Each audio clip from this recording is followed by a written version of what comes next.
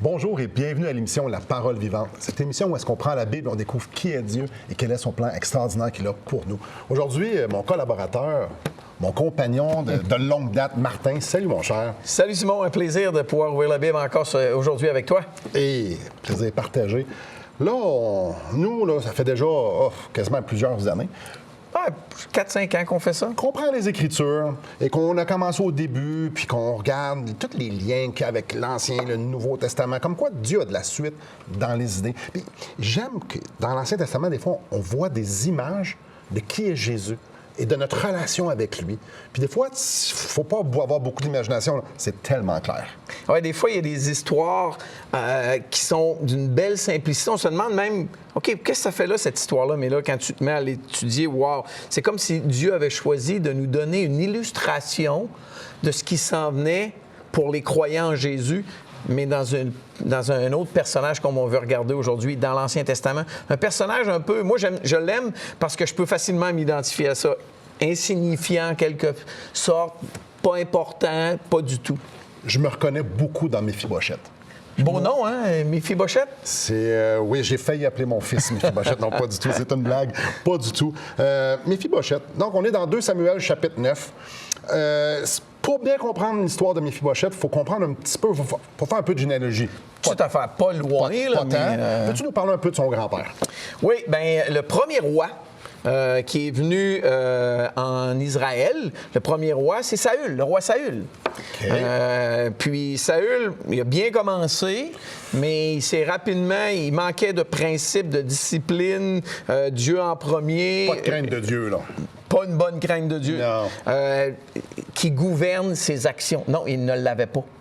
Malheureusement, et Dieu l'a rejeté. Et Dieu a choisi quelqu'un d'autre, d'une autre famille, David, pour être le 2e roi. Mais évidemment, ce premier roi-là... Il n'était pas mort quand David s'est fait oindre comme roi. Pour être roi. Pour être roi. Puis, il y avait des enfants, ce roi de Saül-là. Et normalement, qu'est-ce qui se passe quand un roi meurt? Il y a une succession. Il y a une succession dans la famille royale. Alors que David était berger. Ah oui. Bethléem. Oh, oui, c'est un nobody, là. Le dernier de la famille, le petit gars que tout le monde oubliait. On peut voir que David devient serviteur de Saül. Du roi.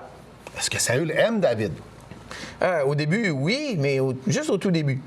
Parce que ça change rapidement lorsque les gens se mettent à comme honorer David, dire beaucoup plus de bien que du roi, puis là, il devient rapidement jaloux et il cherche à l'éliminer. Une fois. 2 fois. En fait, Saül est vraiment, vraiment méchant contre David.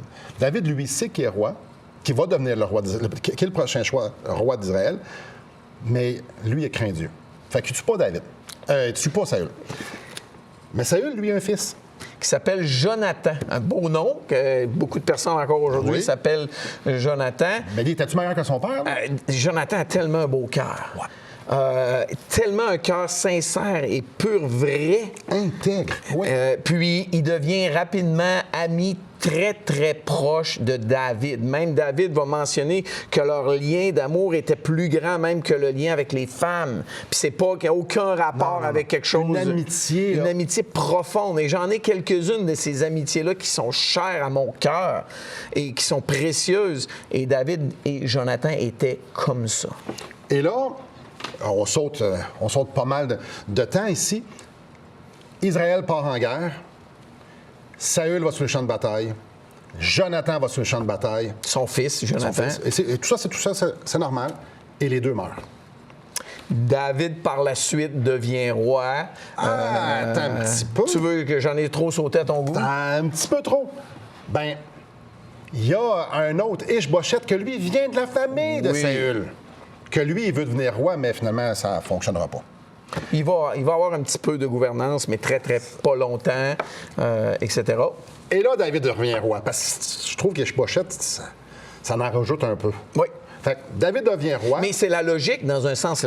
Quelqu'un de la famille de Saül qui devient roi. Et on s'imagine, après Saül, c'est David, puis tout le monde était content. C'est beau, c'était ton tour. Mais non. Non. Et dans la culture du temps, dans Israël, ailleurs, et même si c'est encore comme ça, quand la succession royale Change de famille. change de famille, en fait, c'est ça, il n'y a plus de succession, puis c'est une autre famille, le nouveau roi, normalement, qu'est-ce qu'il fait avec la famille de l'ancien roi? Il se débarrasse de la famille de l'ancien roi parce qu'ils sont une menace à son trône, parce qu'il y en a qui pourraient vouloir les remettre en place. Donc, il s'en débarrasse, il les élimine, il les tue. Et ce qui est tout à fait normal. Exemple, on vient de le voir avec Ishbosheth. Ishbosheth, lui, voulait prendre la royauté, mais c'était David. Fait que David, ça a été tout à fait normal qu'il raye toute la famille de Saül. C'est chose courante.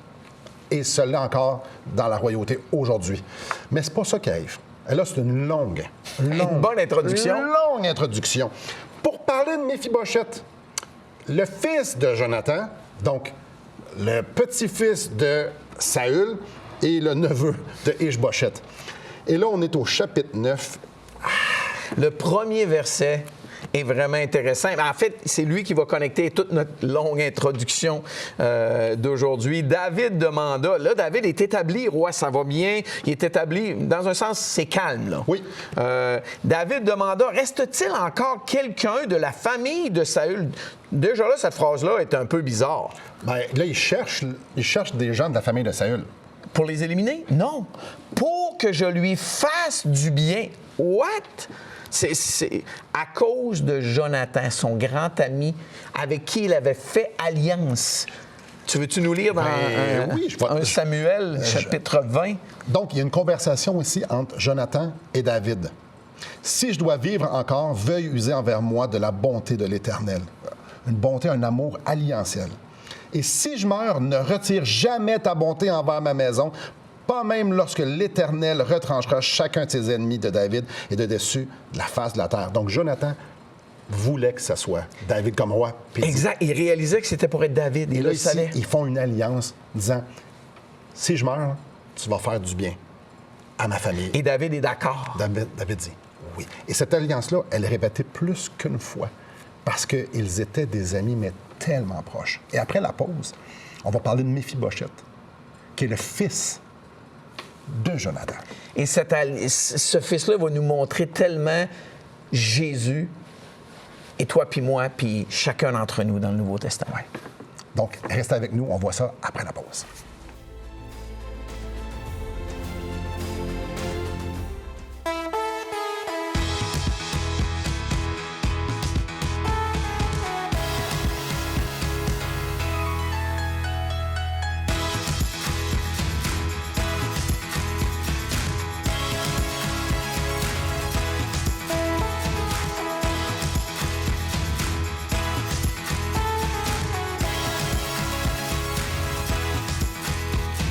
Pour en savoir plus, visitez radioespoir.ca.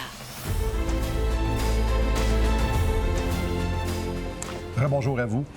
Martin, histoire fascinante. Méphibosheth se fait appeler auprès du roi parce que le roi veut faire du bien à la famille de Saül. Ça nous le dit bien au verset 1. À cause de Jonathan. Il fait venir son serviteur, le serviteur de Saül, Tsiba. Puis il dit... je vais le lire, le verset 3. Le roi dit, « N'y a-t-il plus personne de la maison de Saül pour que j'use envers lui de la bonté de Dieu? » OK, user de la bonté de Dieu. De Dieu. À cause de l'alliance faite avec Jonathan. Et Tsiba répondit au roi, « Il y a encore un fils de Jonathan, perclus des pieds. » Ta version dit quoi? Handicapé aux deux jambes. Il y a quelque chose de super important à comprendre à propos de Méphibosheth.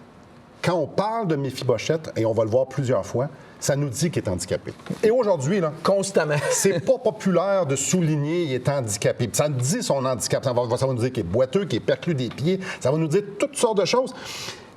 C'est important. Parce qu'il y a quelque chose de rattaché à ça. Je fais juste une petite parenthèse. Chapitre 4. Comment c'est arrivé? Pourquoi es-tu né handicapé comme ça? Ben non. Chapitre 4. Quand celle qui prend soin de Méphibosheth, sa nourrice, entend que Saül vient de se faire tuer, que Jonathan vient de se faire tuer, qu'on se disait tantôt, elle a peur pour Méphibosheth. C'est clair. Fait qu'elle prend le petit garçon de 5 ans, puis elle l'a dans ses mains, puis elle court avec, puis elle tombe. Et ça nous dit qu'il était blessé, puis qu'il est resté boiteux. Fort probablement qu'il est tombé, il s'est cassé les jambes, puis les soins médicaux à l'époque, ils n'étaient pas capables de faire une opération, de remettre tout ça tout droit, puis il est resté très handicapé les jambes. Et pourquoi c'est souligné en aussi grand trait? Peux-tu nous expliquer un peu? Quelqu'un qui est handicapé des deux jambes, ça ressemble à quoi en Israël? Probablement que les gens de l'époque aussi le voyaient comme sous la malédiction de Dieu. Clairement, on associait ça à cet aspect-là, une malédiction. Et aussi, il venait de l'ancienne famille royale. Et là, il est handicapé. Il n'y a plus de valeur. Il est vu comme... Rejet, c'est peut-être un peu fort, mais pas loin. Là. Oui, il était marié, il avait des enfants. Le texte nous le dit plus tard. Il a eu une vie, mais c'était pas la personne la plus... comment on dirait? En vue. C'est le mot que je cherchais dans toute la société, au contraire. Et surtout qu'il était handicapé. Non, lui, il était un petit peu mis de côté. Là. La bénédiction de Dieu n'était pas sur lui. Alors, c'est le petit-fils de Saül, pas d'affaire avec le roi, et il est handicapé, pas d'affaire avec le roi non plus. Il n'y a rien pour lui, mais là, David va dire à Thiba, là, je suis au chapitre 9 de 2 Samuel. Viens, fais-le venir chez moi. Et là, mets-toi dans la peau de Méphibosheth. Méphibosheth, faut que Thiba arrive, là, il dit tu t'en viens, le roi veut te parler. Ah ouais, c'est vrai. OK, salut chérie. C'est possible on que. Adieu, on se revoit au ciel, là, regarde. Ouais. Et là, il se présente devant le roi David. Là, donc, verset 5, le roi l'a envoyé chercher chez Makir. Méphibosheth, fils de Jonathan, petit-fils de Saül, 20... On met l'emphase, petit-fils de Saül, OK? Il mérite rien, il est supposé de mourir, lui. Surtout. 20 vers David. Première chose qu'on voit, moi, dans ma version, ça dit « tomba le visage contre terre et se prosterna ». Ben, c'est sûr, c'est le roi David que ton grand-père a essayé de tuer plusieurs fois. Il est à terre, il a peur pour sa vie. Là, David lui adresse la parole, il dit « Méphibosheth ». Méphibosheth lui répond « Me voici, je suis... » Ton serviteur. Ouais. Je fais pas allusion à ma famille. Là. Je suis ton serviteur, tout simplement. David lui dit tout de suite « Aie pas peur, car je veux te faire du bien. » Cette phrase. Je vais te faire du bien.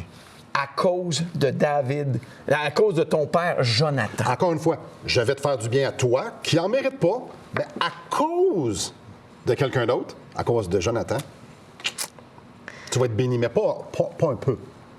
Non, tu vas rester dans la maison du roi. Là, j'ai de la misère à ne pas m'en aller avec les liens qu'on peut faire avec nous dans le Nouveau Testament.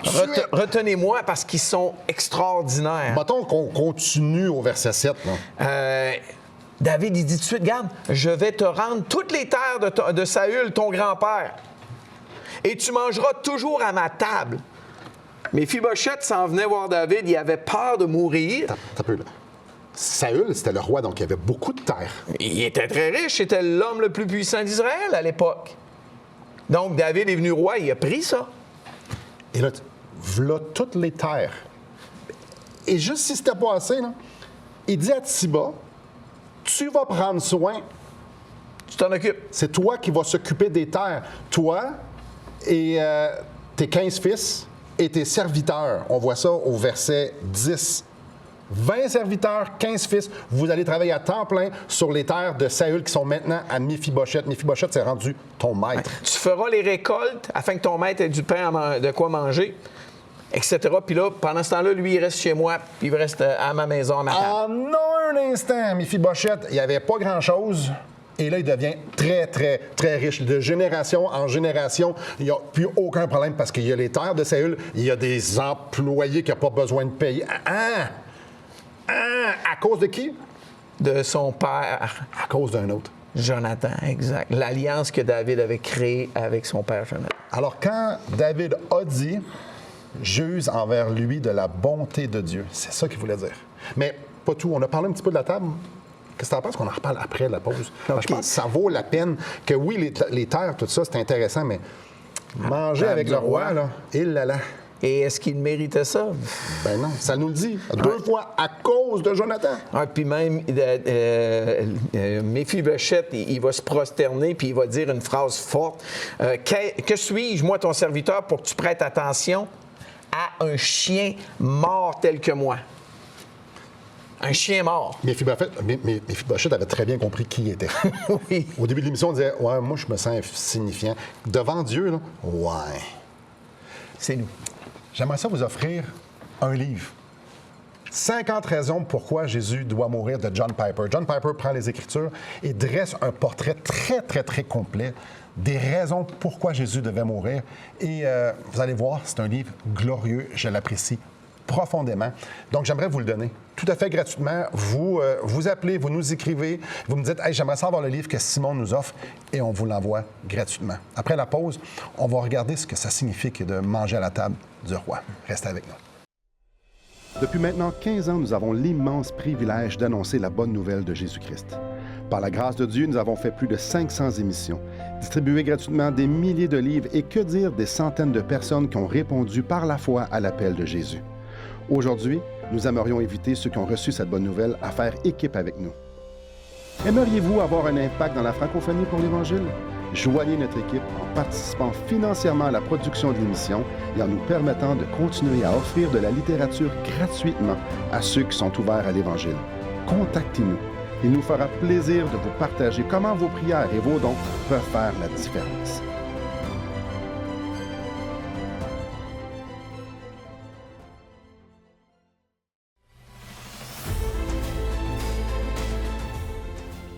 Bonjour à vous. Martin, un instant, là. On se remet dans les sandales de Méphibosheth. Lui, il sort du palais du roi qui pensait qu'il n'était pas pour sortir vivant. Vivant, oui. Et là, il s'en retourne chez eux et il dit « Cocotte. » Qu'est-ce qui vient de se passer? Là, le roi David vient de me donner tous les terres de mon grand-père. Son serviteur Tsiba S'occupe de les cultiver c'est pour 15 moi. fils, c'est 20 serviteurs. On travaille maintenant pour nous. Cocotte, notre situation financière vient de changer comme beaucoup. Mais ça, c'est rien. Ça, c'est la situation financière. Maintenant, sa situation... Tantôt, on a parlé comment il était indigne, probablement vu comme un rebut de la société, etc. Et là, à 4 reprises dans le texte, comme on s'en parlait dans la pause, ça dit que Méphibosheth va... Manger à la table du roi. Au verset 7, « Et tu mangeras toujours à ma table. » Toujours. Toujours, c'est pas « Je vais t'inviter une fois de temps en temps. » Au verset 10, ça dit, dans ma version, ça dit « Tu mangeras constamment à ma table. » Et comme si c'était pas assez, à la fin du verset 16, ça nous dit « Et Méphibosheth, parce qu'elle dit qu'il était pour le faire. Et ici, ça nous répète « Et Méphibosheth mangea à la table de David comme l'un des fils du roi. » Probablement avec les fils du roi. Et là, j'aime à m'imaginer, moi, Méphibosheth à la table, avec Salomon à côté, le prochain roi. Hey, mais ça, c'est une place d'honneur extraordinaire. Et il là. se fait servir. Écoute, le peuple ne mangeait pas comme le roi mangeait. Là. Jamais. Toute l'imagination qu'on peut avoir de comment un roi peut manger. Puis non, il est là. Non, puis le roi se faisait entretenir, là, c'était la coutume. Puis même, on le voit dans les textes bibliques, le roi se faisait entretenir par les différentes tribus. Il recevait de la nourriture. C'était extraordinaire. S'il y avait un dignitaire, un roi d'un autre peuple qui venait vouloir faire alliance, là, il mangeait à la table du roi. Mais il y avait toujours... Méphibosheth. Mais Méphibosheth, c'est un nobody, c'est un ennemi. Mais non, à cause de Jonathan, c'était un invité perpétuel comme l'un des fils du roi. Dans un sens, un invité d'honneur. T'imagines, t'es assis à la table, puis là, il se dit, moi, je vois comme un chien mort. Puis là, il regarde David regarde. T'es le bienvenu. Hey, je suis content que tu sois là encore à soir. Puis, encore. On l'a dit tout à l'heure, 2 fois, là, le chien mort, là, tu peux pas avoir plus bas. Là. Primo, un chien déjà vivant, c'est peut-être pas la grosse affaire la plus extraordinaire, mais un chien mort. Puis le roi David me regarde, puis il est content de me voir. Écoutez, Méphibosheth était tellement content. Verset 13, ça nous dit, Méphibosheth habitait à Jérusalem. Car, donc, je vais déménager à Jérusalem à cause de quoi? À cause que je mange toujours à la table du Non, roi. c'est à cause qu'il fallait qu'il mange à la table du roi. Je veux manger à la table du roi. T'as un peu, qui veut aller manger du pain sec quand tu peux manger à la table du roi? Qui veut être loin du roi quand le roi te veut proche? Mais le verset 13, je ne l'ai pas tout lu. Oui. Il voulait juste s'assurer que tout le monde ne l'avait pas oublié. Il mangeait toujours à la table du roi et il était boiteux des 2 pieds. Pourquoi ce bout-là? Parce qu'un gars boiteux des 2 pieds ne mange pas à la table du roi. Le petit-fils de Saül ne mange pas Encore à moins. la table du roi. Mais lui est invité. Alors, tout est mis, là. Dieu trace à grands traits. Méphibosheth n'avait pas d'affaire là. Et David a dit, juge envers lui de la bonté de Dieu. Donc, dans cette histoire-là, là, David, il illustre Dieu. Et Méphibosheth, il illustre nous. Et ça, c'était ma question, Simon. Maintenant, on n'arrête pas de parler de Méphibosheth, puis on a dit que dans les histoires de l'Ancien Testament, il nous parlait... Car tous sont péchés, sont privés de la gloire de Dieu, Martin. Tous sont péchés, sont privés de la gloire de Dieu. Bref, tous sont estropiés, puis perclus des 2 pieds, puis ils ne peuvent pas marcher. Il voit notre justice comme un vêtement souillé. On n'a pas d'affaire d'être dans sa présence. Nous, on voit Dieu peut-être bien souvent comme « Ah, c'est un bon Dieu, puis tout venez-vous-en ». Non, ça nous dit dans Colossiens chapitre 1 qu'il est notre ennemi et que nous sommes ses ennemis. Pourquoi donc pourrais-je être dans la présence du roi? Écoute, il n'y a aucune raison à cause de nous. Ce ne sont pas à cause des œuvres que nous aurions fait. Nous ne pouvons rien faire. Mais ici, on le lit au verset 1. Et au verset 7, je crois. À cause de Jonathan. Exact. Ton père. À cause de Jésus, à cause de l'alliance qui a été faite avec Jésus, voici l'agneau de Dieu qui ôte les péchés du monde. Nous sommes invités à la table. Mais ça, on va regarder ça pour la fin de l'émission. À cause de Jésus, Dieu veut une relation avec moi. Moi, je suis un chien mort. Des vrais pécheurs.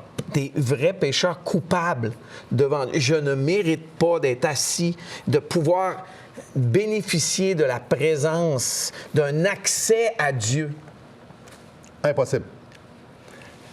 On lit dans Éphésiens chapitre 1, verset 3, que nous sommes bénis de toute bénédiction spirituelle dans les lieux célestes en Christ. À cause de Jésus, je suis béni de toute bénédiction spirituelle. Attends un peu, moi, j'ai rien fait. Là. Je suis un ennemi. Je suis supposé de mourir. Car le salaire du péché, c'est la mort. Puis justement, dans Éphésiens au chapitre 2, là, nous étions errants. On était loin de Dieu à cause des péchés qui nous entouraient si facilement. On était dedans. Mais Dieu, grâce au grand amour dont il nous a aimés. En fait, cette histoire-là est tellement une belle image du pécheur et de sa relation avec Dieu. Qu'est-ce qui est possible lorsqu'on se cache en arrière de Jésus? Et ce que j'aime, c'est que Méphibosheth y allait. Je veux aller manger avec le roi. Je veux être avec le roi. Le roi m'invite à manger à sa table comme l'un de ses fils. J'y vais. Après la pause, on va regarder ça parce que l'invitation est beaucoup plus que manger à une table ici puis manger. Il y a plus. Reste avec nous.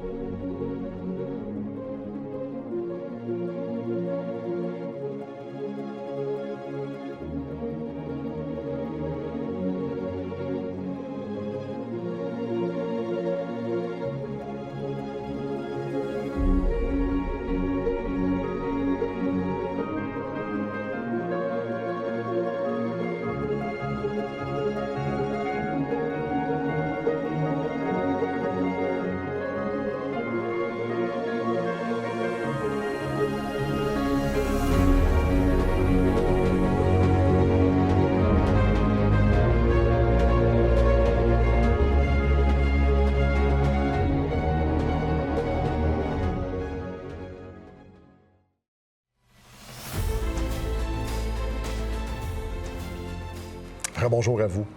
Martin, je vais être franc avec toi. Je ne l'ai pas dit hors d'onde, je ne l'ai pas dit depuis le début. L'histoire de Méphibosheth, c'est une des histoires qui est le plus proche de mon cœur. Elle, puis celle de la femme qui était atteinte d'une perte de sang, c'est en haut de la liste parce que je me reconnais. Mais je suis entièrement d'accord avec Et toi. je suis ébloui par le Seigneur, l'invitation du Seigneur, moi, manger à la table du roi. Et oui, il nous invite. Puis cette invitation-là, dans le Nouveau Testament, on parle tout le temps de la grâce de Dieu. Elle est là dans l'Ancien Testament, elle est tellement C'est le même belle. Dieu, c'est le même Dieu. Il n'a pas changé du tout. Peux-tu nous parler d'un souper qui va avoir lieu? Jésus en parle lors du dernier souper. Là. Il y a un petit verset qu'on a dit justement à l'émission précédente, dans Matthieu chapitre 26, mais lorsque Jésus instaure la Sainte Seine, le repas du Seigneur, et il termine par un petit verset qui va tellement bien avec ce qu'on parle aujourd'hui. Jésus termine, il dit à ses disciples, « Je vous le dis, je ne boirai plus désormais de ce fruit de la vigne, la coupe, le vin, jusqu'au jour où je le boirai nouveau. » Et là, il dit, « Avec vous, il parle à ses disciples, là, qui étaient pas tout le temps les plus brillants sur la terre, dans le royaume de mon Père. Jusqu'au jour où je le boirai nouveau avec vous dans le royaume de mon Père. » On dirait que c'est l'histoire de Méphibosheth. Et là, on va regarder à quoi ça va ressembler. Dans Apocalypse, au chapitre 19... À la fin de l'histoire humaine. Alors, ceux qui vont avoir déménagé à Jérusalem, qui vont avoir déménagé, ceux qui vont avoir mis leur confiance, qui vont avoir pris l'invitation, dire « Moi, je veux aller manger avec Jésus. Moi, je veux aller manger. Je veux faire partie de cette table-là. Moi, Jésus, c'est ma vie. J'ai rien à moi. À cause de ce qu'il a fait, moi, je crois à ça. Puis, let's go, on y va. » Verset 7, « Réjouissons-nous donc, soyons dans l'allégresse et donnons-lui gloire, car les noces de l'agneau sont préparées. » Sont venus, excusez-moi, son épouse s'est préparée. Il lui a été donné de se revêtir de fin lin éclatant, pur, car le fin lin, ce sont les œuvres justes des saints. L'ange me dit, écris, heureux ceux qui sont appelés au festin des noces de l'agneau. Puis il me dit, ces paroles sont les véritables paroles de Dieu. Wow! Ça va vraiment arriver. Et ce qui est extraordinaire, c'est que Dieu invite les Méphibosheth de ce monde, nous tous, pour pouvoir manger avec lui pour l'éternité. Wow. Il nous invite, nous, à cause, pas qu'on est bon, pas parce qu'on est religieux, pas parce qu'on fait quoi, à cause que Jésus a fait, qu'est-ce qu'il a fait, à cause qu'il est qui qu'il est. Et je vous en lis un autre dans Apocalypse au chapitre 3. « Voici, je me tiens à la porte et je frappe. Si quelqu'un entend ma voix et ouvre la porte, j'entrerai chez lui, je souperai avec lui et lui avec moi. » L'invitation de manger avec Jésus, à cause qu'il est mort pour nos péchés ressuscités, est à vous aujourd'hui. Merci beaucoup, Martin. Merci, Simon. Merci à vous et que le Seigneur vous bénisse.